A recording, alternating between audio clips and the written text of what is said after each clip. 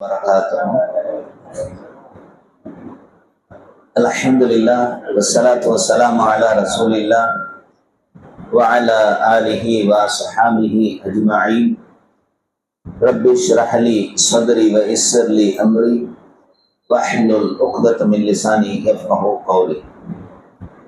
புகழ் அனைத்தும் வல்லநாயன் அல்லாஹ் ஒருவனுக்கு சாந்தியும் சமாதானமும் நம் பெருமானார் முஹம்மது ஸல்லல்லாஹு அலைஹி வஸல்லம் அவர்கள் மீதும் அவர்களது குடும்பத்தார்கள் மீதும் அவர்களது உற்ற தோழர்களான சஹாபாக்கள் மீதும் தாபஈன்கள் தபஉ தாபஈன்கள் இன்னும் இந்த மார்க்கத்திற்காக தியாகங்கள் பல புரிந்த மார்க்க மூத்த அறிஞர்கள் அனைவர் மீதும் குறிப்பாக இங்கு வந்திருக்கக்கூடிய நம் அனைவர் மீதும் இறைவனின் சாந்தியும் சமாதானமும் என்றென்றும் வெண்டிலங்க பிரார்த்தித்தவனாக இந்த உரையை ஆரம்பம் செய்கின்றேன். அன்பார்ந்த அல்லாஹ்வின் நல்லடியார்களே, இஸ்லாமிய சகோதரர்களே, அல்லாஹு தஆலா இந்த தீன் என்று சொல்லக்கூடிய இந்த தீனுல் இஸ்லாத்திலே 5 கடமைகளை வைத்திருக்கிறான். புனியல் இஸ்லாமு அலா ஹம்ஸின் ஷஹாதத்து அல்லா இலாஹ இல்லல்லாஹ் وأشهد أن محمد رسول الله وإقام الصلاة وإيتاء الزكاة وصوم رمضان وحج البيت من استطاع إليه سبيلا. இஸ்லாம் என்கிற கட்டணம் 5 தூண்களால் நிர்மாணிக்கப்பட்டிருக்கிறது. முதலாவது ஷஹாதா, இரண்டாவது தொழுகையை நிலைநிறுத்துதல், மூன்றாவது ஜகாத்தை கொடுத்து வருதல், நான்காவது ரமலானுடைய மாதத்தில் நோன்பை நிறைவேற்றுதல், ஐந்தாவது தனக்கு வசதி வாய்ப்புகளை பெற்றிருக்கக்கூடிய மக்கள் ஹஜ்ஜை நிறைவேற்றுதல், காபத்துல்லாவுக்கு சென்று ஹஜ்ஜை நிறைவேற்றுதல் என்கிற இந்த 5 கடமைகள் ஒரு முஸ்லிமுக்கு இருக்கு. சத்திய மார்க்கத்துல ஒருத்தர் இருக்கணும்னு சொன்னா முதல்ல ஷஹாதாவை அவர் நிறைவேற்றியாகும். ஒருத்தருக்கு பேரு முஸ்லிம் அப்படின்னு இருந்துச்சுன்னு சொன்னா அவர் ஷஹாதாவை நிறைவேற்றணும். ஷஹாதானா என்ன? அஷ்ஹது அல்லா இலாஹ இல்லல்லாஹ் வ அஷ்ஹது அன்ன முஹம்மதன் அப்துஹு வ ரசூலுஹு. வணக்கத்திற்கு தகுதியும் உரிமையும் படைத்தவன் அல்லாஹுவை தவிர வேறு நாயன் யாரும் எவரும் இல்லை இல்லை இல்லவே இல்லை என்று நான் சாட்சி சொல்கிறேன், டிக்ளேர் செய்கிறேன், நான் சாட்சி சொல்கிறேன், சத்திய பிரகடனம் செய்கிறேன். மேலும் அந்த வணக்கத்திற்கு தகுதியும் உரிமையும் படைத்தவனான அல்லாஹ்வுடைய அடியாராகவும் அதே நேரத்துல திருத்தூதராக முஹம்மது நபி ஸல்லல்லாஹு அலைஹி வஸல்லம் அவர்கள் இருந்து ரோல் மாடலாக என்னுடைய வாழ்க்கையினுடைய அனைத்து கட்டங்களிலும் அவர்கள் முன்மாதிரியாக இருக்கிறார்கள் என்கிற இந்த சத்திய பிரகடனத்தை உள்ளத்தால ஏற்று வாயால அதை சொல்லி தன்னுடைய டே டு டே லைஃபினுடைய எல்லா காரியங்களிலும் அதனை முழுக்க நிறைவேற்றக்கூடிய ஒருத்தனுக்கு பேர் தான் முஸ்லிம். அம்மா அப்பா முஸ்லிமா இருந்தும் அவர் இந்த கொள்கைய இந்த அடிப்படைய ஏற்றுக்கொள்ளாம நாம அபூத ஹக்கின் இல்லல்லா, உண்மையிலே வணங்க தகுதியும் உரிமையும் படைத்தவன் அல்லாஹ்வை தவிர வேறு யாரும் இல்லை என்கிற இந்த அழுத்தமான ஆழமான இந்த அடிப்படை இந்த விஷயத்த உள்ளத்துல யாரும் ஏற்றுக்கிறலன்னா அம்மா அப்பா முஸ்லிமா இருந்தும் அவர் முஸ்லிமாக கருதப்பட மாட்டார். முஸ்லிம் அம்மா அப்பா இல்ல, ஹிந்துவோ கிறிஸ்டியனாவோ இருக்கிறார், ஆனால் இந்த கொள்கைய அவருடைய அடிமனத்துல ஆழத்துல அதை பதித்து தன்னுடைய வாயால அதை சொல்லணும். 3 விஷயம் இருக்கு. வாயாலையும் சொல்லணும், வாயாலையும் டிக்ளேர் செய்யணும். மூன்றாவது தன்னுடைய வாழ்க்கையினுடைய ஒவ்வொரு கட்டத்திலும் தான் ஏற்றுக்கொண்ட தான் டிக்ளேர் செய்த இந்த விஷயத்தை வாயினால் உள்ளத்தால் ஏற்று வாயினால் டிக்ளேர் செய்ததை என்ன செய்யணும்? நிரூபிக்கக்கூடிய வகையில அவருடைய வாழ்க்கை இருக்கணும். அப்படி இருந்தா தான் முஸ்லிம். நம்ம அப்படி இல்லைன்னா நாம முழுமையான இல்ல. அல்லாஹ் குர்ஆன்ல சொல்றான், ஃபதுஹுலு ஃபிஸ்ஸில்மி காஃபா. அல்லாஹ் சொல்றான், நீங்கள் பரிபூர்ணமாக இஸ்லாத்தில நுழைந்து விடுங்கள். நம்ம எல்லாம் பார்ட் டைம்ல இருக்கிறோம், பகுதி நேர முஸ்லிம்களாக வாழ்ந்துகிட்டு இருக்கணும். முழுமையான முஸ்லிம் யாரு? இப்படி இருக்கணும். இதான் நம்பர் 1. நம்பர் 2 என்ன? இகாமஸ் ஸலாத், தொழுகையை நிலைநிறுத்துதல். தொழுகெல்லாம் கிடையாது. தொழுகையினுடைய சட்டங்கள், தொழுகையினுடைய அந்த எல்லா விவரங்களையும் தெரிந்து தொழுகைக்கு முன்னால் இருக்கக்கூடிய அந்த தூய்மையான விஷயங்களை எல்லாம் அறிந்து தெரிந்து அதையெல்லாம் நிறைவேற்றி அந்த ஹுசூ குழுவோட இஹ்சானோடு தொழுகைய நிலைநிறுத்தணும். இங்க தொழுங்கன்னா சொல்ல நிலைநிறுத்தணும், எஸ்டாப்ளிஷ், இஸ்திகாமத், அத தொழுகை செய்யணும். 2. 3வது, உங்களுக்கு பொருள் வளம் இருந்தா, உங்களுக்கு என்ன இருக்கு, காசு பணம் இருந்தா நீங்க என்ன செய்யணும், உங்களுடைய சம்பாத்தியத்துல உங்களுடைய செலவினங்கள் எல்லாம் போக வருடத்துல மீதம் இருக்கக்கூடிய அந்த அமௌண்ட்ல உங்களுக்கு ஏறக்குறைய 11 சவரன் நகையோ அல்லது அதற்கு மேற்பட்ட நகையோ அல்லது அதற்கு ஈக்குவலான சமமான தொகையோ காசோ உங்களிடத்துல இருந்தா உங்கள் மீது ஜக்காத் கொடுப்பது கடமையாயிரும். அந்த ஜக்காத் அந்த இதுல உங்களுக்கு எவ்வளவு அந்த 11 சவரனுக்கு மேல இருக்கிற 11 சவரன் இருக்கக்கூடிய அந்த தொகைக்கு 2.5% நீங்க என்ன செய்யணும், 7 எளியவர்களுக்கு அந்த சொத்திலிருந்து அந்த காசிலிருந்து அந்த நகையிலிருந்து மக்களுக்கு என்ன செஞ்சிடணும், எடுத்து கொடுத்துடணும். அப்பொழுது உங்களுடைய சொத்து உங்களுடைய செல்வம் தூய்மை அடையும். நபி ஸல்லல்லாஹு அலைஹி வஸல்லம் இதை கடமையாக்கி இருக்கிறான். இன்னொன்னு என்ன, ரமலானுடைய மாதம் முழுக்க என்ன செய்யணும், நோன்பை நோக்க வேண்டும், நோன்பு வைக்கணும். இதை இப்பதான் வச்சு முடிச்சோம். வச்சு முடிச்சு தயாரா இருக்கிறோம். நாம எல்லாம் தக்குவாவுடையவர்களாக ஆக வேண்டும் என்பதற்காக நோன்பை கடமையாக்கணும் பார்த்துட்டு தக்குவாவுக்காக நாம் என்ன செஞ்சோம், ரொம்ப முயற்சி செஞ்சோம். ஆனால் எந்த அளவுக்கு தக்குவா இத்தனை நாள் வந்திருக்கு அப்படிங்கிறத நீங்க சிந்தித்து பார்க்கணும். இல்லைன்னா அந்த நோன்பு வேஸ்ட். அந்த நோன்பினால எந்த பலனும் கிடையாது. அடுத்த வருடம் நோன்பு வர்ற வரைக்கும் அந்த தக்குவா, அந்த பயபக்தி, தக்குவான்னு சொன்னா பயபக்தி, இறையச்சம் சொல்லிட்டு போறாங்க, அது சரியான வார்த்தை கிடையாது. பயபக்தி அப்படின்னு என்ன தெரியுமா, பக்தியோடு பயம். நான் சொன்னேங்க, வணக்கத்திற்கு தகுதியும் உரிமையும் படைத்த வல்ல நாயன் அல்லாஹ். அவனுக்கு கீழ்ப்படியணும், அவனுக்கு கட்டுப்படணும், அவனுக்கு தன்னை முழுக்க சமர்ப்பிக்கணும், அவனுக்கு முழுக்க முழுக்க தன்னை அர்ப்பணித்து வாழக்கூடிய வாழ்க்கை.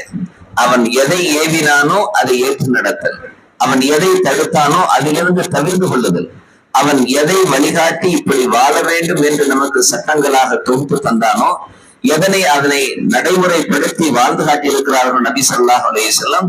அந்த விஷயங்களை எல்லாம் என்ன செய்யணும், ஏற்று நடக்கணும். அப்படி நடக்க வேண்டிய ஒரு நிலையில ஒவ்வொரு முஸ்லீமும் இருக்கும்.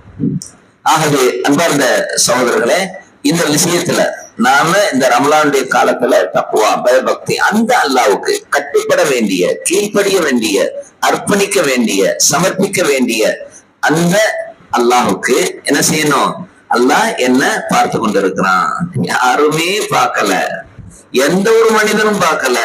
நான் பூட்டி அறைக்குள்ள நான் மட்டும்தான் இருக்கிறேன். ஆனாலும் என்னை கண்காணித்துக் கொண்டிருக்கிற வல்ல நாயன் அல்லாஹ் இருந்து கொண்டிருக்கிறான். அவன் என்னை கண்டிப்பான் என்கிற அந்த உணர்வு, பய உணர்வு. இந்த பயமும் யாருக்கு பயப்படுறேன், யாருக்கு பயப்படுறேன், சாதாரண ஆளுக்கெல்லாம் பயப்படல. இந்த அம்மாவுக்கு பயப்படல, அப்பாவுக்கு பயப்படல. பூட்டி இருந்தா கதவுல யாருமே இல்ல, அம்மாவுக்கு பயப்படுறோமா, அப்பாவுக்கு பயப்படுறோமா, அல்லாஹுக்கு பயப்படுறோம். சாப்பிட மாட்டோம். நோம்பு வச்சுட்டு நல்ல டேஸ்டான சாப்பாடு இருந்தாலும் சாப்பிட மாட்டோம். சாக்லேட்ஸ் அப்படியே ஃப்ரிட்ஜ்ல இருந்தா கூட எடுத்து சாப்பிட மாட்டோம். நல்லா குடிக்கக்கூடிய பானங்கள் அங்க இருந்தா கூட எடுத்து குடிக்க மாட்டோம். ஏன், அல்லாஹ் கண்காணித்துக் கொண்டு இருக்கிற உணர்வு.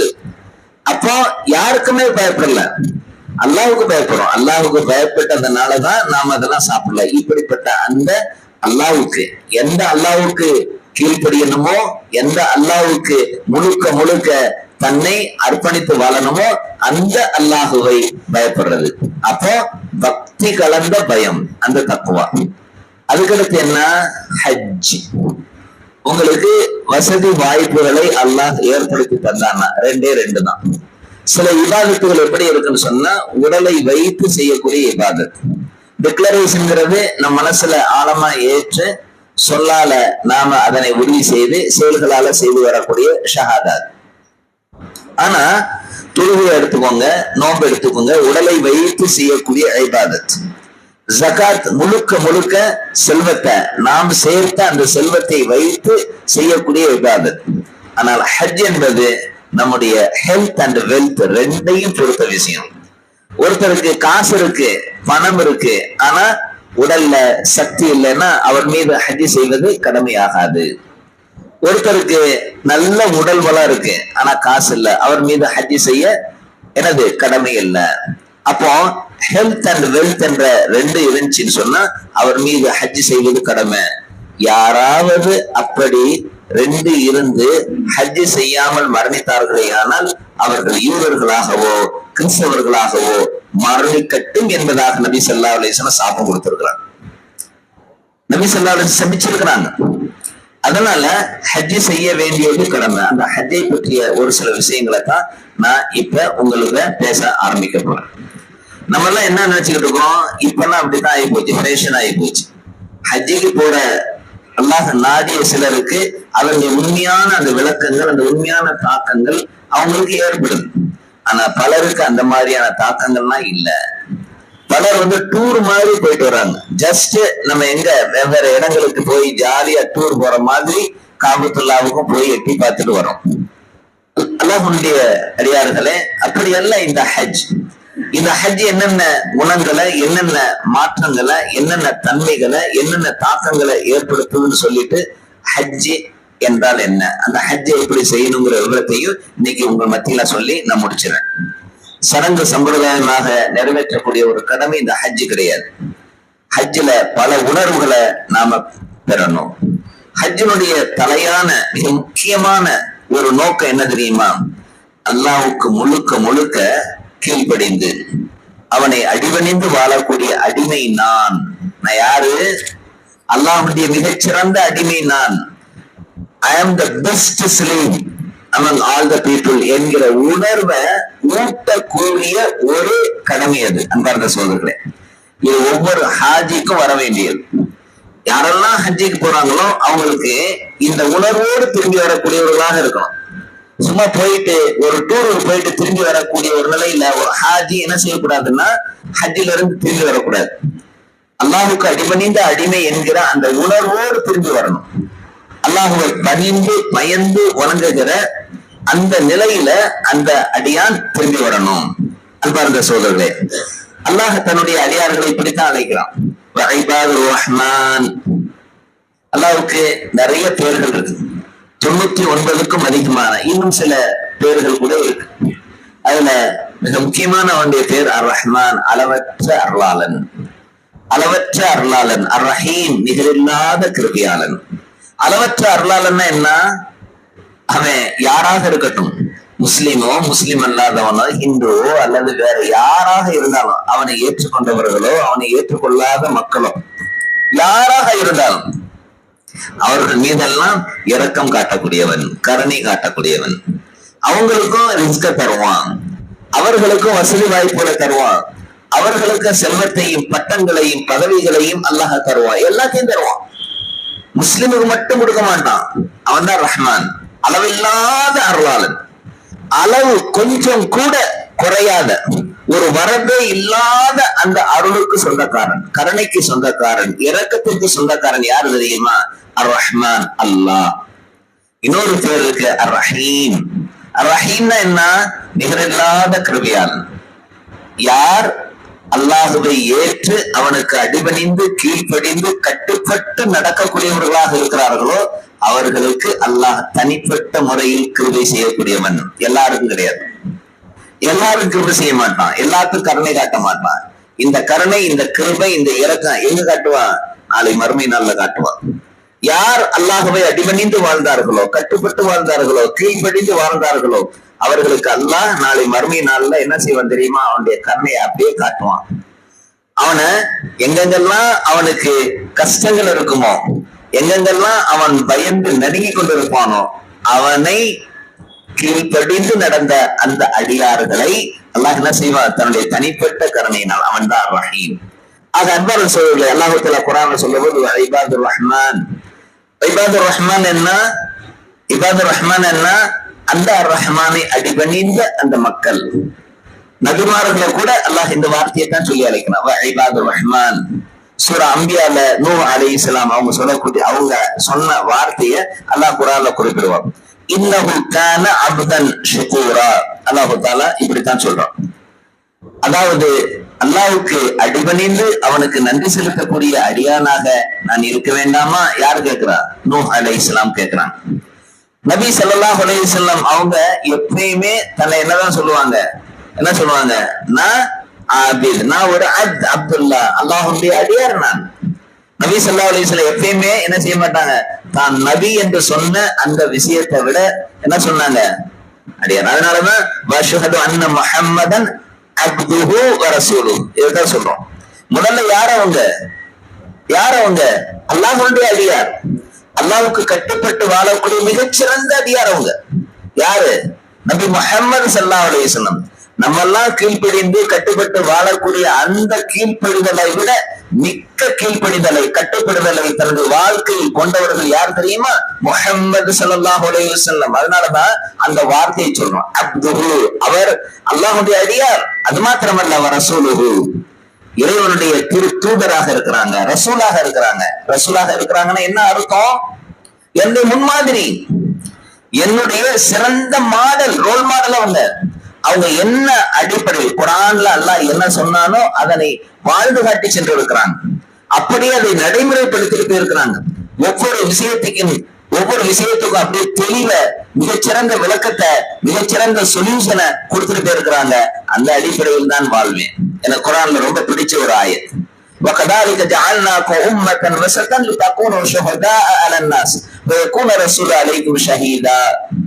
நான் ரொம்ப எங்க மெம்பர்கள் எல்லாத்தையும் சொல்ற வார்த்தை தான், அடிக்கடி இதை சொல்லிக்கிட்டே இருப்பேன், நினைவுபடுத்திக்கிட்டே இருப்பேன். That is our motto. என்ன சொல்றான் தெரியுமா? எப்படி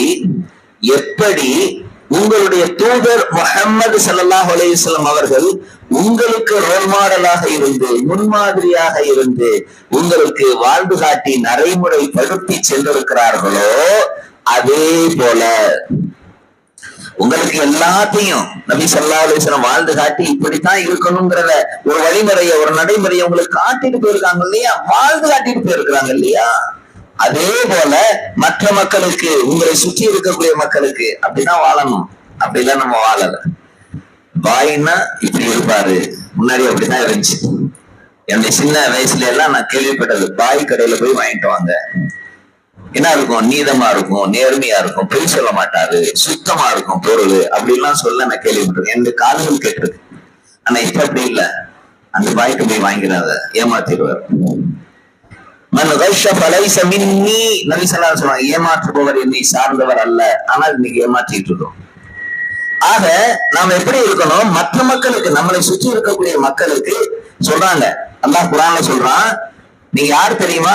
எப்படி நபி முஹம்மது ஸல்லல்லாஹு அலைஹி வஸல்லம் உங்களுக்கு ரோல் மாடலாக இருந்து, முன்மாதிரியாக இருந்து வாழ்ந்து காட்டி சென்றிருக்கிறார்களோ அதே போல அப்படியே மற்ற மக்களுக்கு நீங்கள் முன்மாதிரியாக வாழ்ந்து காட்டத்தான் நீங்க எப்படி ஆக்கப்பட்டிருக்கீங்க தெரியுமா? உம்மத்தன் வஸதா, நடுநிலையான சமுதாயமாக ஆக்கப்பட்டிருக்கிறீங்க.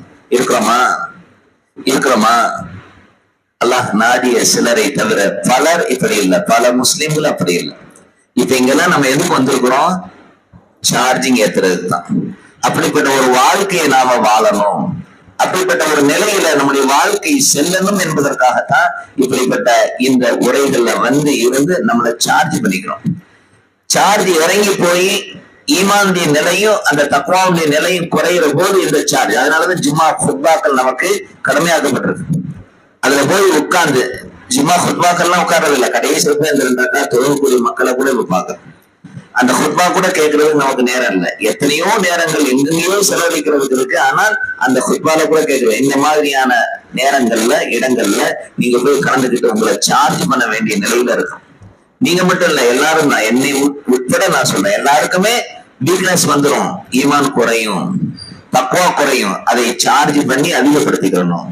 நபி அல்லாஹ் தஆலா குர்ஆன்ல சொல்றான், எப்படி உங்களுடைய தூதர் உங்களுக்கு முன்மாதிரியாக இருந்து வாழ்ந்து காட்டி சென்றார்களோ அதே போல மற்ற மக்களுக்கு நீங்கள் முன்மாதிரியாக இருக்கிறார். We should be role model to all others like Prophet Muhammad sallallahu alaihi wasallam. இதான் Moto. We should be role model to all others like Prophet Muhammad sallallahu alaihi wasallam. நம்ம எல்லாருக்கும் ரோல் மாடலா இருக்கணும். எப்படி நபி முஹம்மது ஸல்லல்லாஹு அலைஹி வஸல்லம், இப்படித்தான் அல்லாஹ் சொல்றோம். அதனால அன்பார்ந்த சகோதரர்களே, இந்த ஹஜ் என்பது இப்படிப்பட்ட இந்த விளைவுல முதல்ல என்னது, அல்லாஹ்வுடைய தலை சிறந்த அடிமை நான் என்கிற உணர்வை அந்த ஹஜ் தருது. இந்த தனத்தை எப்படி தருது? முதல்ல இருந்து ஆரம்பிக்குதல்ல அல்லாஹு தாலா இந்த கடமையில ஹஜ்ஜுக்கோ அல்லது உம்ராவுக்கோ நாம சென்றோம் அப்படின்னு சொன்னா முதல்ல உடைகள் மாற்றப்படுது. நம்ம என்ன ட்ரெஸ் அழகான ரொம்ப கம்பீரமான விலை உயர்ந்த ட்ரெஸ் எல்லாம் போட்டுட்டு இங்க இருக்கிறோம். ஆனால் ஹஜ்ஜுக்காக அந்த கடமையை நிறைவேற்றி செல்லக்கூடிய காலகட்டத்துல முதல்ல என்ன செய்யறோம்? நம்ம ட்ரெஸ் மாத்துறோம். நம்ம என்ன ட்ரெஸ் போட்டிருந்தாலும் அதெல்லாம் தூக்கி எறிஞ்சிடணும். கீழே ஒரு ஆடை, மேல ஒரு ஆடை, வெண்ணிற ஆடை. அந்த ரெண்டே ரெண்டு ஆடை தான். அது எதை யாவப்படுத்த தெரியுமா? கஃபன் ஆடையை யாவப்படுத்தும். இங்க உங்க உலகத்துல நிரந்தரமா இருக்கிற ஆளுங்க நீங்க கிடையாதுப்பா. உங்களுக்கு மவுத் வரும். குல்லு நஃப்ஸின் தாயிகத்துல் மவுத் ஐனமா தகூனு யுத்ரிக்குல் மவுத் வலவ் குன்து ஃபீ புரூஜின் முஷய்யதா. அல்லாஹ் குர்ஆன்ல சொல்றான், உங்களுக்கு நீங்கள் மரணத்தை மவுத்தை டேஸ்ட் பண்ணியே ஆகணும், சுவைத்தே தீரணும். இன்னும் சொல்றா, நீங்க எவ்வளவு பெரிய பில்டிங்ல நீங்க இருந்தாலும் சரியே உங்களுக்கு மவுத் வந்துரும் அப்படின்னு சொல்றான். வரத்தான் செய்யுது. நேத்து கூட முந்தா நாள் 2 பேரும் ஜோடியா போனாங்க. எப்படி போனாங்க? ஜோடியா போனாங்க. 40 வயசு அவருக்கு. சலாம் சொல்லிட்டு போனார். மறுநாள் காலையில, வெள்ளிக்கிழமை காலையில அவர் என்ன செஞ்சாரு? போனாரு. என்ன பாய் ஒரு மாதிரி இருக்குங்க, உடம்பு சரியில்லை பாய். அவங்க ஒய்ஃபு கூட்டிட்டு போனாங்க. ஜும்மா ஹுத்பாவுக்காக நான் 12 மணிக்கு இறங்குறேன். காலையில நான் கிளாஸ் எடுத்துட்டு ஒரு 7 மணி 7:15 நான் கீழே இறங்குறேன். அப்போ அவங்க கூட்டிட்டு போறாங்க. ஒரு 12 மணிக்கிட்ட ஹுத்பாவுக்கு நான் கொடுக்கணுங்கிறக்காண்டி கீழே இறங்குறேன். இந்த சாமியானா போட்டிருக்கு அவங்க வீட்டுக்கு முன்னாடி. என்னங்க அப்படின்னா, இல்ல அவர் இறந்துட்டாரு. ஏன் இறந்துட்டாரு? Heart attack. இவ்வளவுதான் வாழ்க்கை, இவ்வளவுதான் வாழ்க்கை. ஒன்னும் பெரிய வயசுல இல்ல, 42 சின்ன பிள்ளைங்க, பொம்பளை பிள்ளைங்க இருக்காங்க. அல்லாஹு அக்பர். இப்படிப்பட்ட நிலையில நாம இருக்கிறோம். ஏதோ பெர்மனண்டா அந்த உலகத்துல அப்படியே 100 வயசு என்ன இருக்கு, நம்ம 100 எல்லாம் தாண்டி கூட நம்ம நினைப்போம். எவ்வளவு வயசு கொடுத்தாலும் நம்ம என்ன செய்யணும்? மவுத் ஆகி தான் தீரணும், யா வச்சுக்கணும். ஆக அந்த நேரத்துல இருக்கிற அந்த ஆடைகளை போல 2 வெண்ணிற ஆடைகளை, ஒண்ணு மேலாட, இன்னொன்னு கீழே. எவ்வளவு பெரிய அரசனா இருந்தாலும் சரி, எவ்வளவு பெரிய ஆட்சியாளனா இருந்தாலும் சரி, எவ்வளவு பெரிய அதிகாரியா இருந்தாலும் சரி, எவ்வளவு பெரிய செல்வத்தை கொண்டவனாக இருந்தாலும் அவ எல்லாத்துக்கும் ஒண்ணுதான். இதான் ட்ரெஸ் போடு, இந்த ட்ரெஸ் போடு. அல்லாஹ் போட வைக்கிறான். அன்பார்ந்த சகோதரர்களே, அல்லாஹ் குர்ஆன்ல சொல்லுவான், வகுல்லுஹும் ஆதிஹி யௌமல் கியாமத்தி ஃபர்தா. குர்ஆன்ல அல்லாஹ் சொல்றான், அனைவரும் நாளை மறுமை நாளில் தனியாக வர வேண்டும், அடிபணிந்த அடிமையாக வர வேண்டும் என்கிற அந்த சொல்லுக்கு ஏற்ப நாம் என்ன செஞ்சோம்? அந்த ட்ரெஸ் போட்டோம். நபி ஸல்லல்லாஹு அலைஹி வஸல்லம் அவங்க சொல்லக்கூடிய ஒரு செய்தி,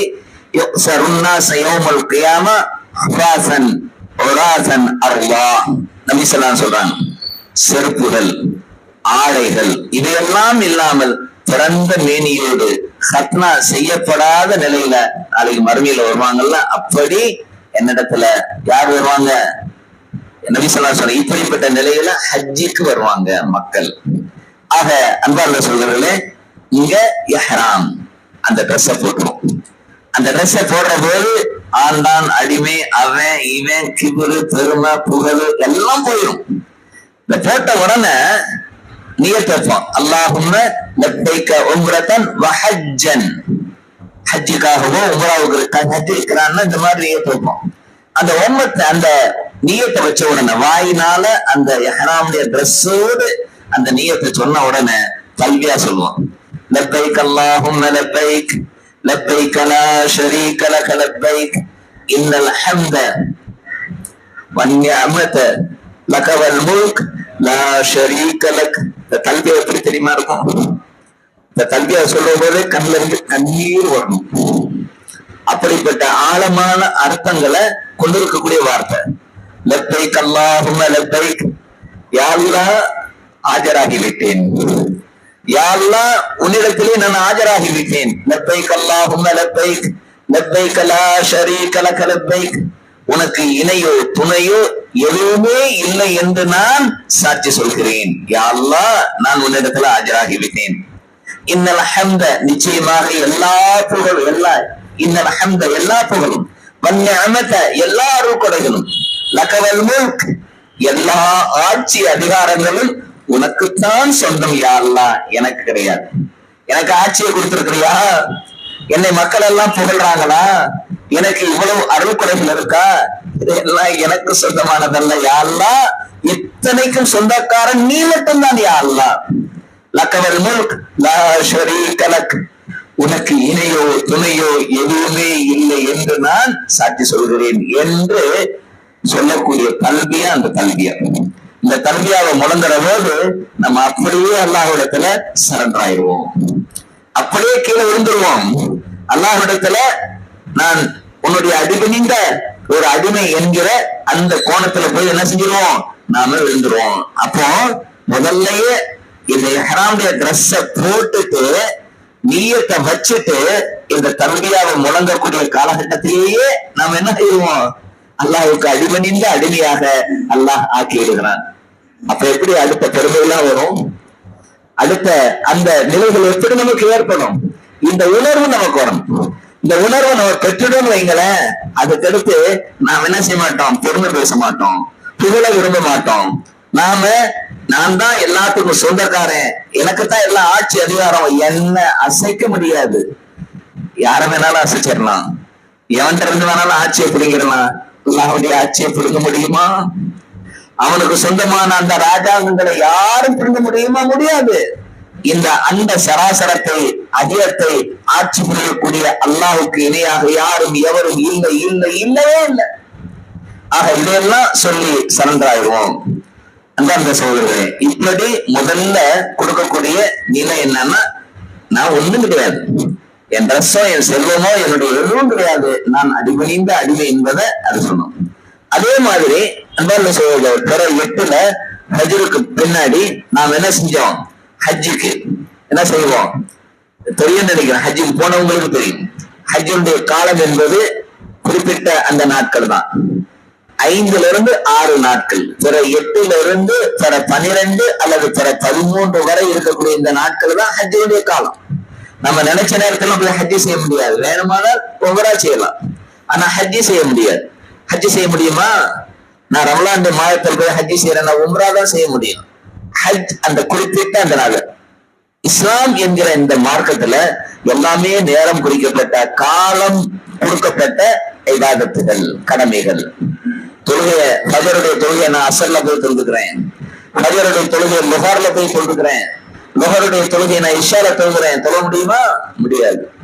ரமலான் மாதத்தில் வைக்கிற நோன்பை நான் ஷவ்வால்ல வச்சுக்கிறேன், 1 மாசம் தள்ளி வைக்கிறேன், முடியாது. ஹஜ்ஜுடைய மாதத்துல அந்த குறிப்பிட்ட நாட்கள்ல தான் ஹஜ் செய்யணும்.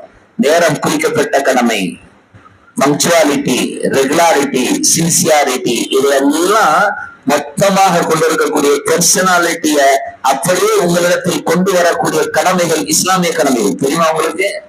1 லட்சம் ரூபாய் கொடுத்து 70,000 ரூபாய் கொடுத்து 75,000 கொடுத்து பெர்சனாலிட்டி ப்ரோக்ராம்ல போறாங்க.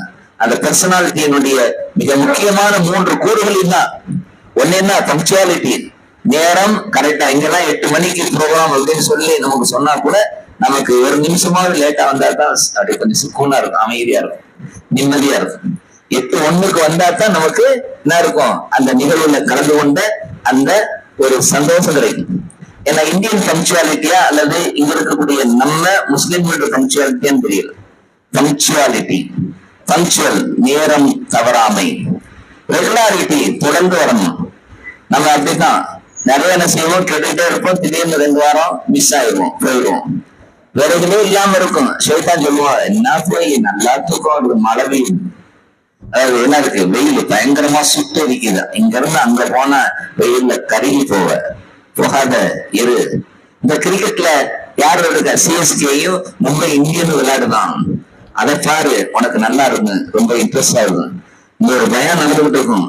ஆனா அந்த ஷைத்தான் அப்படியே உள்ளத்துல போட்டு, இதை பாடுறா, இதை பார்த்தா தான் உனக்கு லைஃப்ல முன்னேற்றம் கிடைக்கும் என்பது போல அந்த ஒரு மைண்ட் அப்படியே ஆக்கிரமிப்பு பண்ணி அப்படியே பண்ணிடுவான்.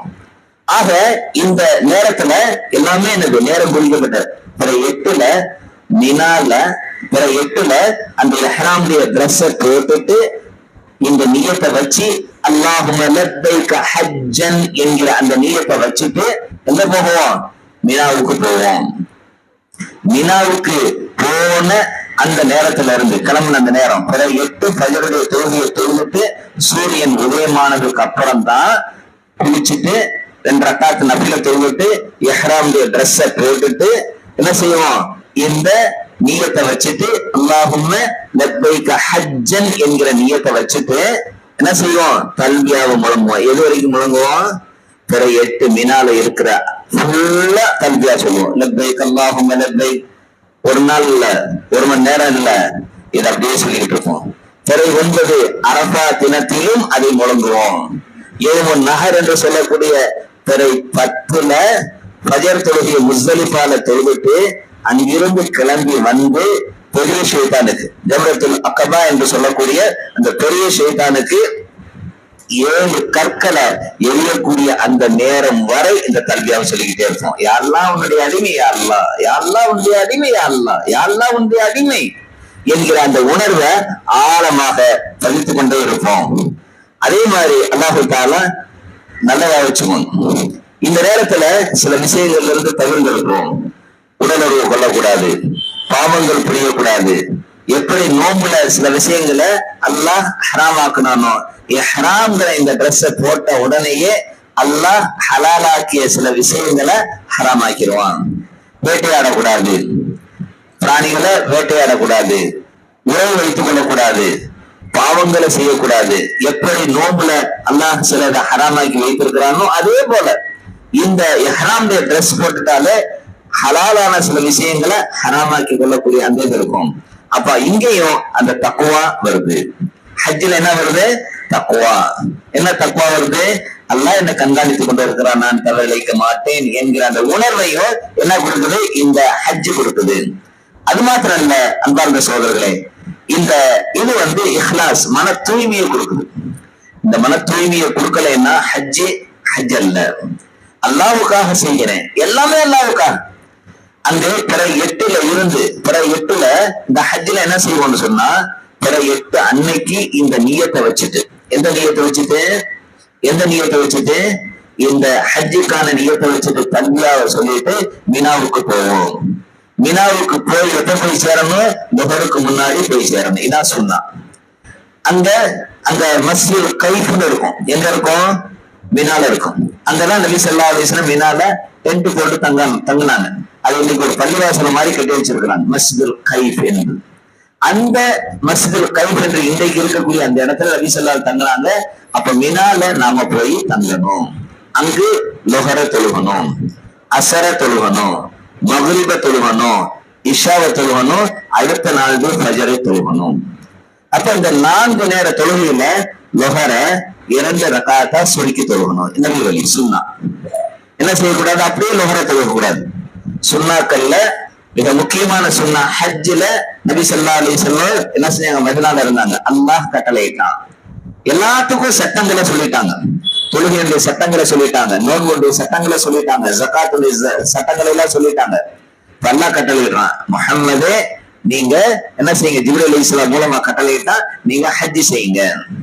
நபி ஸல்லல்லாஹு அலைஹி வஸல்லம் மக்களை அழைச்சாங்க. மக்களே, என்னுடைய தோழர்களே, நான் இந்த வருடம் ஹஜ் செய்ய இருக்கிறேன். அடுத்த வருடம் நான் ஹஜ் செய்வேனா என்பது எனக்கு தெரியாது.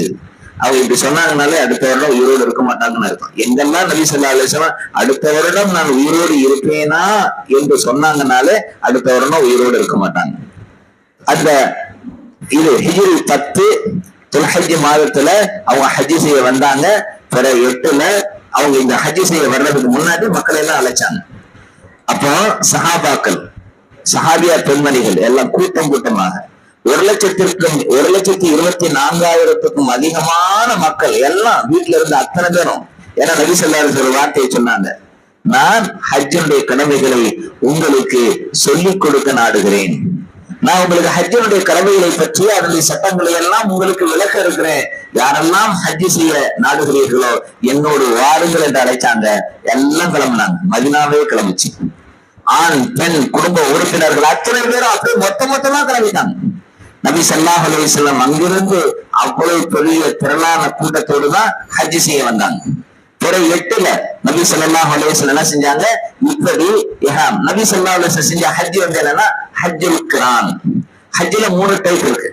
ஹஜ்ஜுல் இஃப்ராத், ஹஜ்ஜுல் கிரான், ஹஜ்ஜு தமத்து என்கிற 3 ஹஜ் இருக்கு. ஹஜ்ஜு இஃப்ராத்னா என்னன்னா, நாம நேர மக்காவுக்கு போய் டைரக்டா ஹஜ்ஜ மட்டும் செய்யக்கூடியதுக்கு பேர் என்னன்னு சொன்னா ஹஜ்ஜுல் இஃப்ராத்.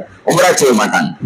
ஹஜ்ஜுல் கிரான்னா என்ன தெரியுமா, ஒரே இஹ்ராமுடைய ஆடையில போய் முதல்ல உம்ரா செஞ்சுட்டு அந்த உம்ரால முடிச்ச பிறகு அந்த இஹ்ராம களைய மாட்டாங்க. ஒரே இஹ்ராம் உம்ராவுக்கும் ஹஜ்ஜுக்கும்.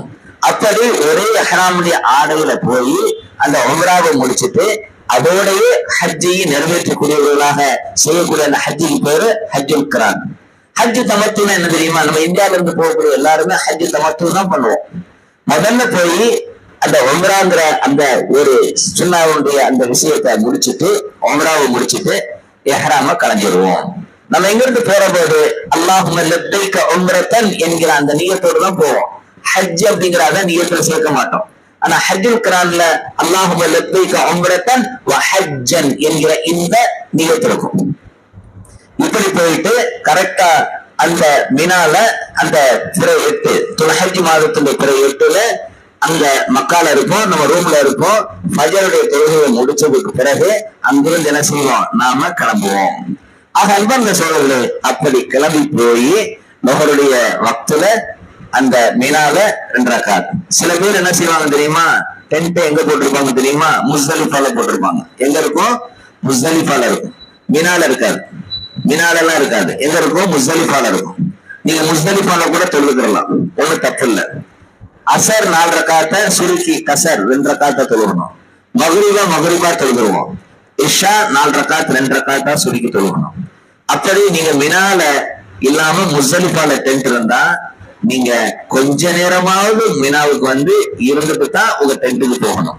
மினால தங்குறது அந்த ஒரு வாஜிப். எதாருக்கு, இந்த ஹஜ்ஜில ஒரு வாஜிபான ஒரு விஷயம் என்னன்னா, மினாவில் பிறை 8 அன்று தங்கணும்.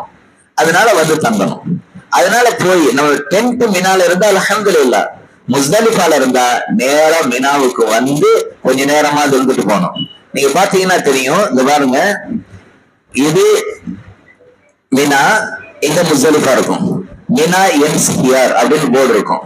இந்த இடத்துல என்ன இருக்கும், முஸ்தலிஃபா ஸ்டார்ட்ஸ் ஹியர் அப்படின்னு இருக்கும். ரெண்டுக்கு நடுவுல இங்க இருக்கு பாருங்க, இங்க இருந்து அந்த சுவர் இருக்கு பாத்தீங்களா, அது வரைக்கும் ஒரு கேப் இருக்கும். இங்க என்ன இருக்கும், மினா எண்ட்ஸ் ஹியர், அது முஸ்தலிஃபா. முஸ்தலிஃபாவுக்கும் மினாவுக்கும் நடுவுல இவ்வளவு டிஸ்டன்ஸ் இருக்கும். இந்த இடத்துல ஒரு வரலாற்று மிக்க ஒரு நிகழ்வு நடந்துச்சு. அதனால நபி ஸல்லல்லாஹு அலைஹி வஸல்லம் இந்த இடத்தை கடக்கிற போது வேகமா கடந்து போவாங்க. என்ன நிகழ்வு தெரியுமா, யாருக்காவது தெரியுமா, யாருக்காவது தெரியுமா என்ன நிகழ்வு நடந்துச்சு தெரியுமா? யமன் தேசத்துல ஆப்ரஹா அப்படின்னு சொல்லி ஒரு மன்னன், ஒரு கவர்னர் இருந்தான். அவன் மக்கால மக்கள் கூடி ஹஜ்ஜி செய்யறத பார்த்துட்டு அதே மாதிரி அந்த யமன் தேசத்திலையும் மக்கள்லாம் வந்து ஹஜ்ஜி செய்யணும்னு சொல்லி ஒரு சர்ச்சை கட்டினான், ஒரு தேவாலயத்தை கட்டி அங்க மக்களை எல்லாம் ஹஜ்ஜி செய்ய அழைத்தான். ஆனா யாரும் அங்க போகல. அதை விட பெரிய கொடுமை, மக்கால இருந்து ஒருத்தர் போனவரு என்ன செஞ்சாருன்னா, அந்த இடத்துல ரெஸ்ட்ரூம் விஷயத்த செஞ்சுட்டு வந்துட்டார். அதை பார்த்த ஆபிரகாமுக்கு பயங்கரமான கொதிப்பு. இப்படியா செய்யற பாரு, அந்த மக்காவை நான் இடிக்கிறேனா இல்ல காபத்துல்லாவை இடிக்கிறேனா இல்லையா என்று என்ன செஞ்சிட்டான், பெரிய யானை படையை திரட்டி கொண்டு வந்தான். மஹ்மூத் என்கிற அந்த யானையின் மீது அந்த ஆபிரகாம் மன்னன் ஏறி வந்தான். நான் சொன்னேன் பாத்தீங்களா, இந்த இடம் இருக்கு பாத்தீங்களா, மினா முஸ்தலிஃபா, இந்த ரெண்டுக்கு நடுவில் இருக்கக்கூடிய இந்த ஒரு இடம் இருக்கு பாத்தீங்களா, இந்த இடத்துக்கிட்ட வர்ற போது அந்த மஹ்மூத் அப்படியே படுத்துருச்சு, உட்கார்ந்துருச்சு. அந்த இடத்தை தாண்டி வரமாட்டேன்னுச்சு. உடனே அவன் எவ்வளவோ முயற்சி செஞ்சு பார்த்தான், வரவே இல்லை. அந்த யானையை கொஞ்சம் இப்படி திருப்பி, யமன் தேசம், யமன் எங்க இருக்குன்னு சொன்னா மக்கால இருந்து கிழக்க இருக்கு. நம்ம இருக்க பாத்தீங்களா கிழக்க, நமக்கு மேற்க மக்கா இருக்கு. மக்கால இருந்து கிழக்க இந்தியா இருக்கு, யமன் தேசம் இருக்கு. கிழக்க திருப்புற போது எந்திரிச்சு போகுது, மேற்க திருப்பி காபத்துல்லாவை நோக்கிற போது போகல. கடைசியில எவ்வளவு திருப்பி பார்த்தா, சரி நீ இங்கே இருந்துக்கோன்னு சொல்லி மற்ற யானைகளை கிளப்பினா, அந்த நேரத்துல அல்லாஹு தஆலா அபாபி, ஒரு சின்ன பறவை, அதனுடைய வாயிலையும் அதனுடைய காலிலையும் சின்ன சின்ன கற்களை கொண்டு, அதான் ஆட்டம் பாம் நினைக்கிறேன், தூக்கி போடுச்சு. ஆபிரகாமுடைய படைகள் எல்லாம் வைக்கோல் சொல்லக்கூடிய இந்த ஸ்டாவை அப்படியே மென்று துப்புனா எப்படி இருக்குமோ அந்த அது மாதிரி அந்த படைகள் எல்லாம் அழிக்கப்பட்டார்கள். அந்த இடம் தான். அதனாலதான் அந்த இடத்துல நபி ஸல்லல்லாஹு அலைஹி வஸல்லம் நிக்க மாட்டாங்க, வேகமா கடந்துருவாங்க.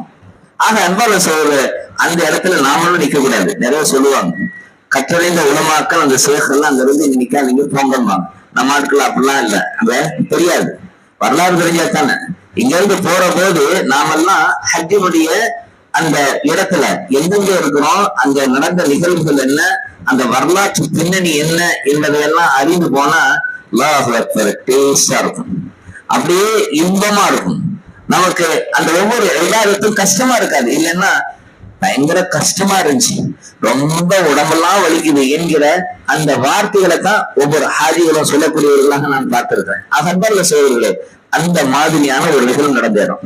ஆக மினால பிற 8 அன்னைக்கு என்ன செய்வோம், நம்ம என்ன செய்வோம், தங்கி இருப்போம். அன்னைக்கு லொஹர தொழுவோம், அசர தொழுவோம், அதுக்கப்புறம் மகரிப் தொழுவோம், இஷா தொழுவோம், தல்பியாவும் முழங்கிக்கிட்டே இருப்போம்.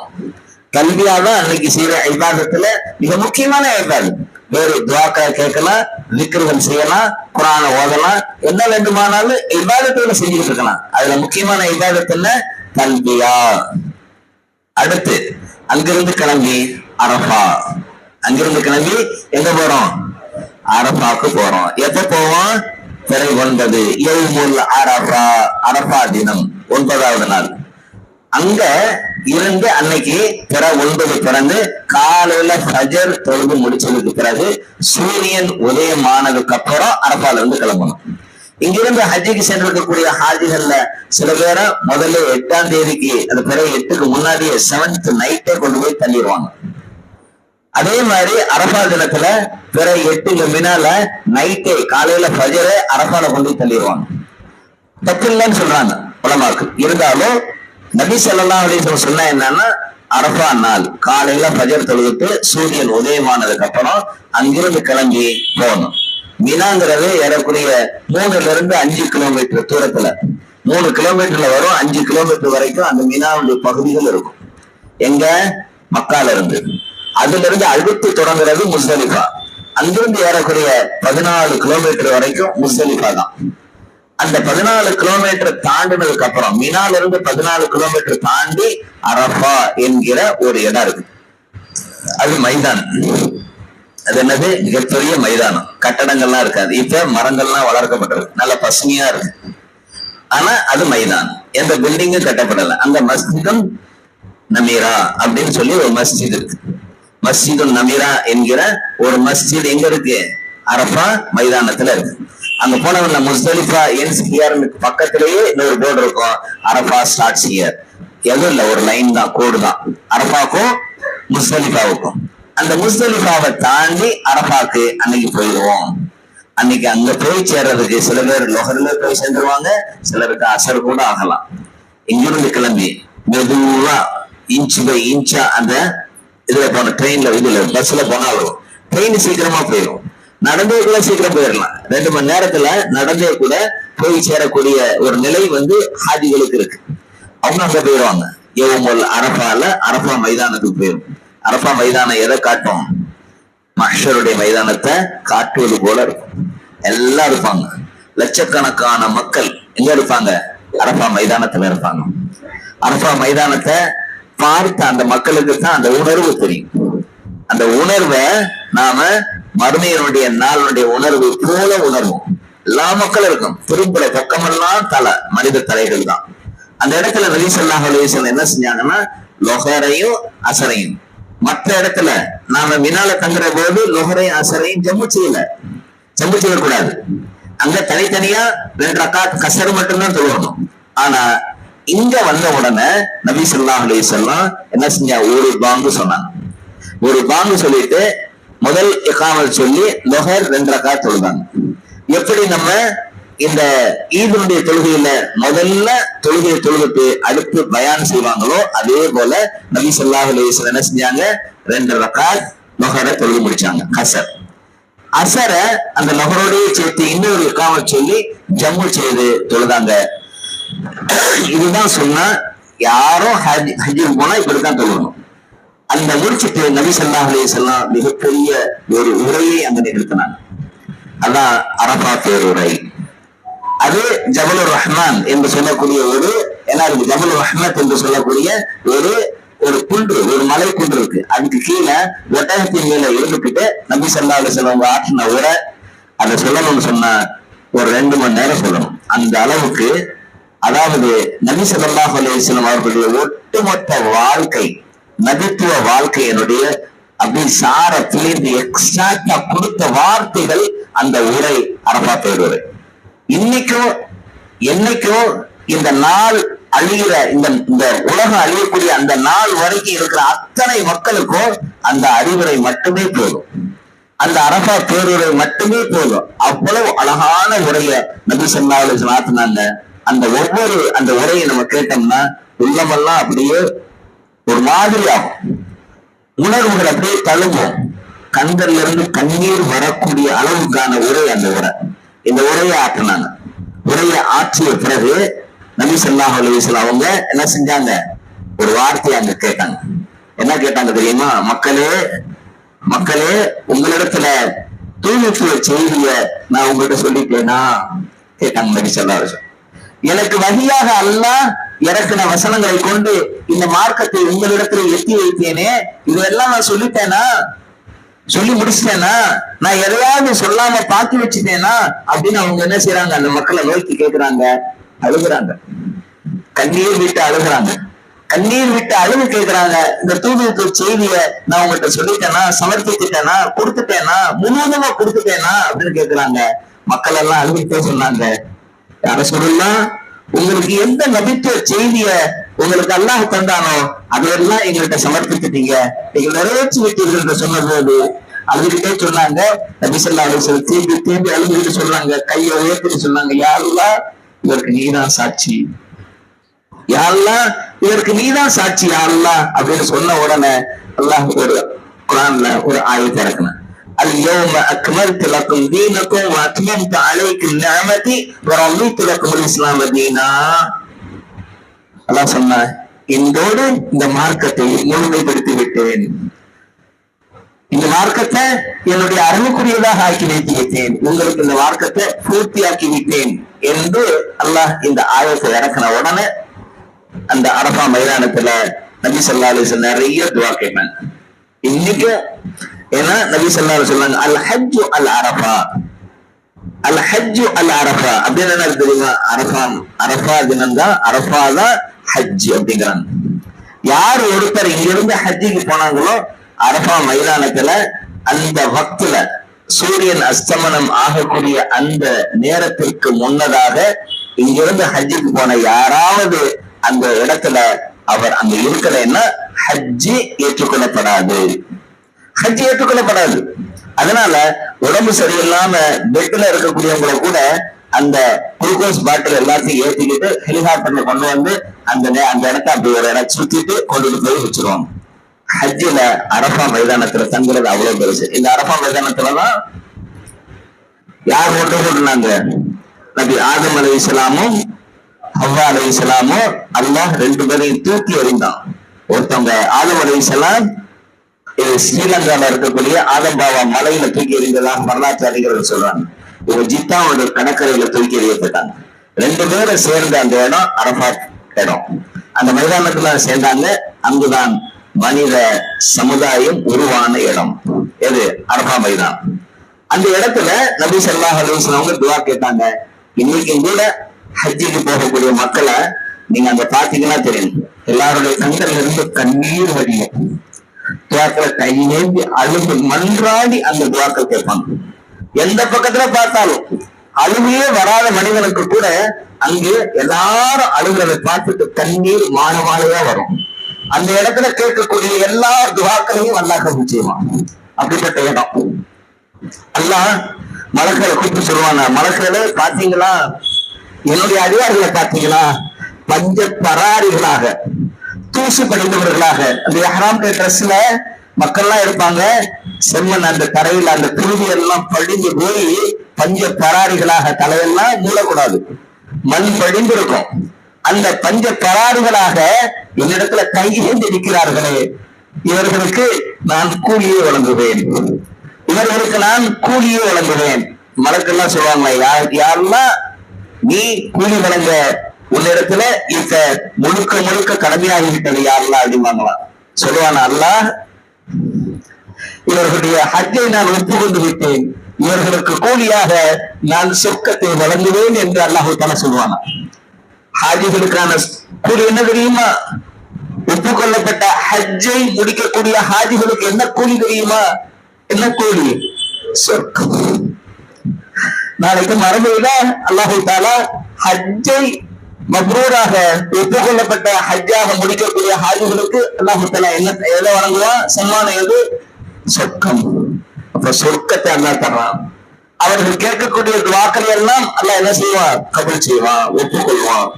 யார் யாரெல்லாம் அரபா மைதானத்துல கையேந்தி கேட்டாங்களோ அந்த துஆக்கள் ஒப்புக்கொள்ளப்பட்டிருக்கு. என்னோட எண்ணுக்கும் அப்படித்தான் இருக்கு. நான் இதுவரைக்கும் அந்த அரபா மைதானத்துல கேட்ட எந்த துஆக்களையும் அல்லாஹ் நிராகரிக்கல. எல்லாத்தையுமே அல்லாஹ் என்ன செஞ்சிருக்கிறான்? நிறைவேற்றி இருக்கிறான். அல்லாஹ்வுக்கு நன்றி செலுத்தத்தான் நான் இன்னும் குறைவாக இருக்கிறேங்கிறத உணர்வுல இருக்கேன். ஆக அல்லாஹ் அப்படி தீர்ப்பளிக்கக்கூடிய அப்படி செய்யறான்.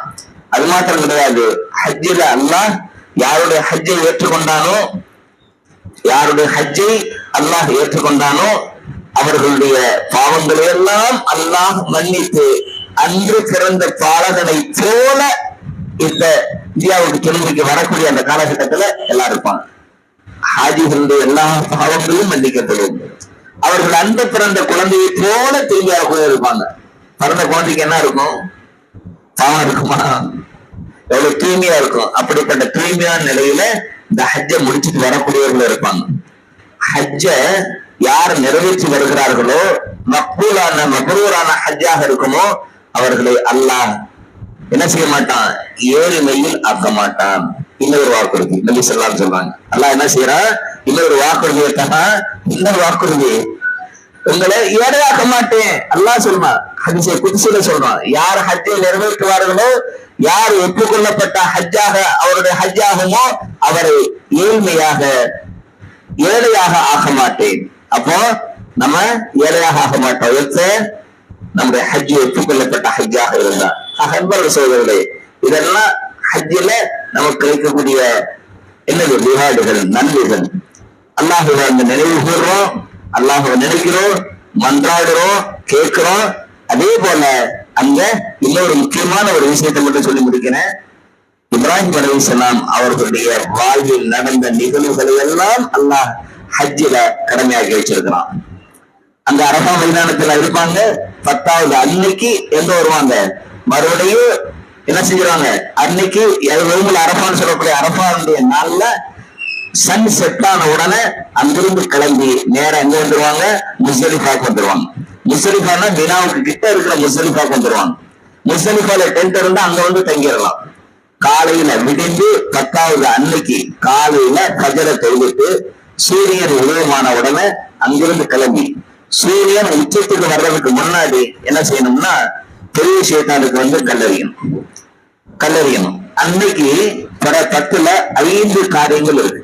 ஒண்ணு, இந்த சுபு தொழுது முடிச்சுட்டு சூரியன் உதயமான உடனே சூரியன் உச்சத்துக்குள்ள நேரா வந்து பெரிய ஷைத்தான், சின்ன ஷைத்தான் முதல்ல இருக்கும், நடு ஷைத்தான் 2வது இருக்கும், பெரிய ஷைத்தான் 3வது இருக்கும்.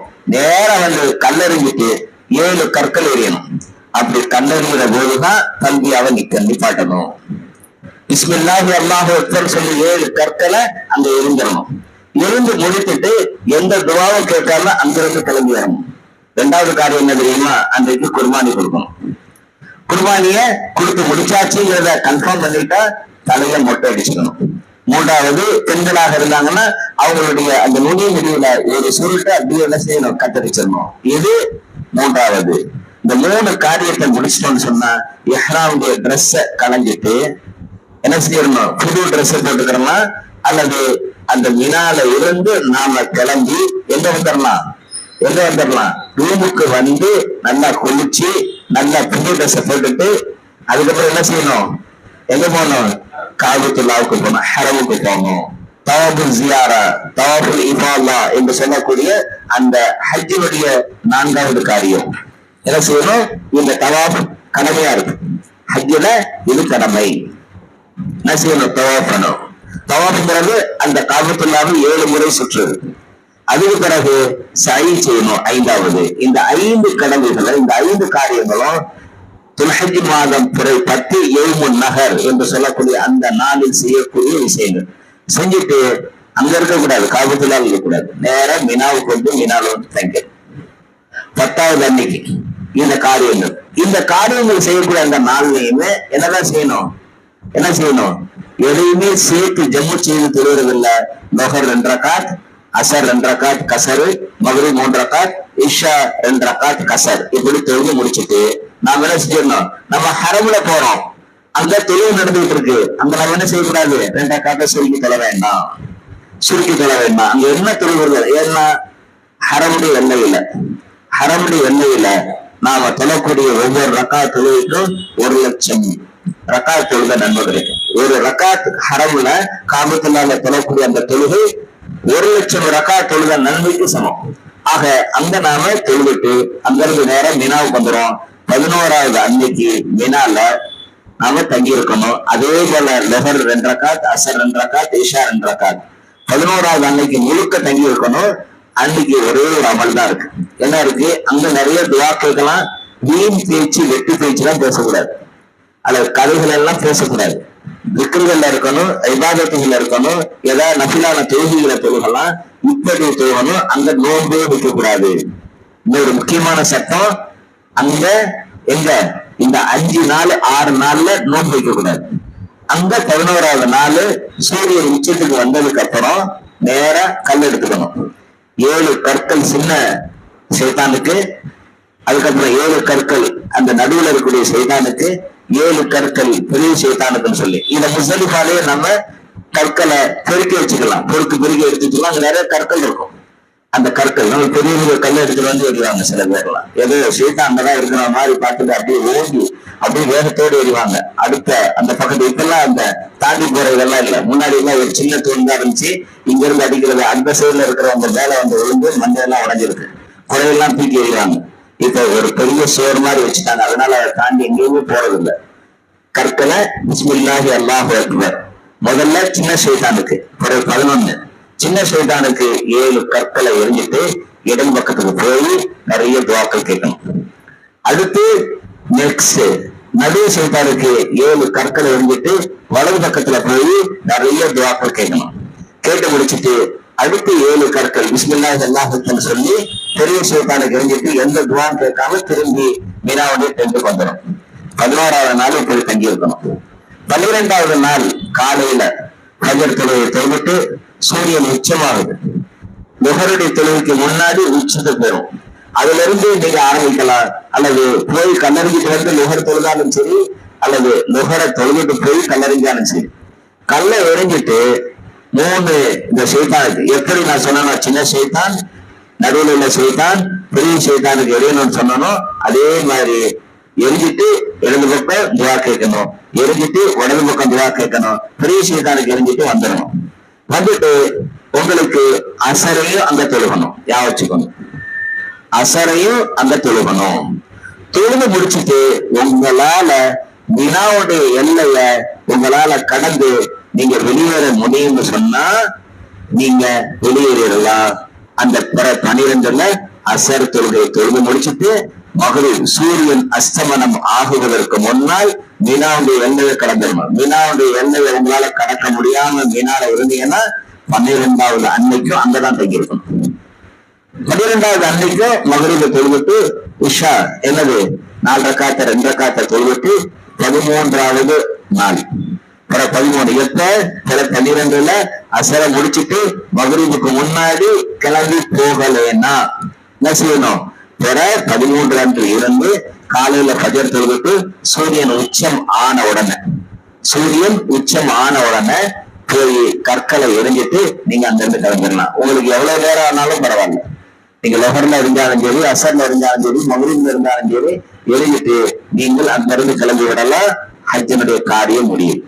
இந்த நாட்கள்ல சரி செய்யறது, இந்த இப்ராஹிம் அலைஹிஸ்ஸலாம் அவங்களுடைய அந்த கடமைகள் எல்லாம், அவங்க அந்த குடும்பம் செய்த அந்த தியாகங்கள் எல்லாம் நினைத்து பார்க்கக்கூடிய ஒரு இபாதத்தாக இது இருக்கு. முக்கியமானது என்னன்னு சொன்னா, யார் ஹஜ்ஜை முடித்து வருவாரோ அவருடைய ஏகத்துவம், அவர் அல்லாஹ்வுக்கு ஷிர்க் வைக்காத நிலையில் அவர் தள்ளப்படுவார். நாவூர் அடிக்காம அதுக்கு முன்னாடி பாடின அந்த பாடல்கள் எல்லாமே என்ன பாடியிருப்பாரு? ஷிர்கான பாடல்கள் எல்லாம் பாடியிருப்பாரு. எப்ப ஹஜ்ஜிக்கு போயிட்டு வந்தாரோ அவரு இசையோடு கூடிய அந்த பாடல்களை அவர் பாடினாலும் கூட அதுக்கு பிறகு கணக்கன் கோடி வேண்டும் காபாவை அப்படின்னு தான் முதல்ல ஆரம்பிச்சாரு. அதுக்கு பிறகு அவருடைய பாடல்கள் வந்து நீங்க ஷிர்கே கிடையாது, ஷிர்கே இல்லை. அல்லாஹ் அவருக்கே அப்படி மாத்தினா நம்மையும் அப்படிங்க மாத்துவான். நான் இங்க இருந்து நிறைய பேரை பார்த்திருக்கேன், அங்க போயிட்டு வந்த உடனே இனி நான் ஷிர்கே செய்ய மாட்டேன், இனி அல்லாஹ்வுக்கு இணை வைக்க மாட்டேன் என்று மாறிய பல நபர்களை நான் பார்த்திருக்கேன். ஆக அந்த தௌஹீதுல ஷிர்க் வைக்காத, குஃப்ர்ல இன்வால்வ் ஆகாத, அல்லாஹ்வுக்கு பயந்து. ஏன்னா எல்லாரும் செய்வாங்க ஹாஜின்னு, ஹஜ்ஜிக்கு போயிட்டு வந்தோம், அன்று பிறந்த பாலகனாகி வந்தோம், நீ இந்த மாதிரா பாவத்தை செய்யற அப்படின்னு உங்களோட நப்சு என்னதும் நப்சு அம்மாரா இல்ல. நப்சுல 3 வகையான நப்சு இருக்கு. நப்சு அம்மாரா அல் அம்மாரா, நப்சே அல் லவ்வாமா, நப்சே முத்மைன்னா அப்படின்னு 3 இருக்கு. நப்சு லவ்வாமா, நப்சு அம்மாரா அப்படின்னு சொல்லக்கூடியது பாவங்களை செய்ய தூண்டக்கூடிய நப்சு, பாவத்திலேயே அவனை மூழ்க செய்யக்கூடிய நப்சு. அது பாவத்தை செஞ்சுக்கிட்டு இருக்கும். நப்சு லவ்வாமா எப்படி இருக்கும்? பாவம் செஞ்சுட்டா அப்படி துடிக்கும், பாவம் செஞ்சுட்டேனே, இதுல இருந்து நான் வெளியே வரணுமே, இந்த பாவத்துல எனக்கு அல்லாஹ் தண்டனை தருவானே என்று கை சேதப்படக்கூடிய நப்ஸ். அதுக்கு பிறகு இந்த கை சேதப்படக்கூடிய நப்சா தான் நம்முடைய நப்ஸ் இருக்கும், அல்லது நப்சு முத்துமையின்னாவா மாறிடும். அல்லாஹ் அப்படிப்பட்ட வாக்கியத்தை கொடுக்கக்கூடிய, ரிவார்டுகளை தரக்கூடிய, நம்முடைய நிலைகளை மாற்றக்கூடிய மிக முக்கியமான இபாதத் தெரியுமா? இந்த ஹஜ். இந்த ஹஜ்ஜுக்கு போயிட்டு வந்த அந்த மக்களுடைய நிலைகளை அல்லாஹ் உயர்த்துறான். ஆக நமக்கும் ஹஜ்ஜி செஞ்ச அந்த மக்கள் இதெல்லாம் ஞாபகத்துல வைத்து நீங்க இன்னும் தூய்மையாளர்களாக இருக்கணும். ஹஜ் யாரெல்லாம் செய்யாமல் இருக்கிறீர்களோ அவர்கள் அத்தனை பேருக்கும் அல்லாஹ் தஆலா ஹஜ்ஜை நசீபாக்குவானாக. அந்த ஹஜ்ஜை மப்ரூரான மக்பூலான ஹஜ்ஜாக ஆக்கி அதனுடைய கூலியான சொர்க்கத்தை, சொர்க்கத்தின் மிக உயர்ந்த அந்தஸ்தான ஜன்னத்துல் ஃபிர்தௌஸை நம் அனைவருக்கும் தந்தருவானாக. வ ஆகிரு தஅவானா அனில் ஹம்துலில்லாஹி ரப்பில் ஆலமீன். எப்பவுமே டயத்துக்கு வந்துடணும். 8 மணினா 8 மணிக்கு வாங்க, என்ன காரியம் இருந்தாலும் கொஞ்சம் வாங்க. சுப்ஹானக அல்லாஹும்ம வ பிஹம்திக அஷ்ஹது அன் லா இலாஹா இல்லா அன்த அஸ்தக்ஃபிருக வ அத்தூபு இலைக்.